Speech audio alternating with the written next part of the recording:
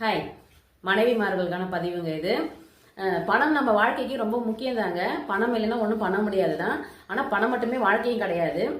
ஏன் சொல்றேன்னா, இப்போ கணவன்மார்கள் திடீர்னு ஒரு நியாயமா நம்ம மாசம் இவ்வளோன்னு வருமானம் வருதுன்னா ஓகே, சம்பாதிக்கிறாங்க, வேலைக்கு போறாங்க, எடுத்துட்டு வராங்கன்னா ஓகே.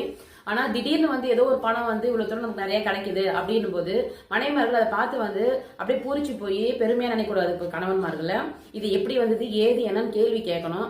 அப்படி நீங்க கேள்வி கேட்கிற பட்சத்துல கணவன்மார்கள் ஏதாவது தவறு செய்திருந்தாலோ அதை திருத்திக்குவாங்க, மேற்கொண்டு தவறு செய்யாம இருப்பாங்க. அதனால பணத்தை பார்த்து தயவு செஞ்சு பெண்கள் அப்படியே இது பண்ணிடாதீங்க, பூரிச்சு போயிடாதீங்க.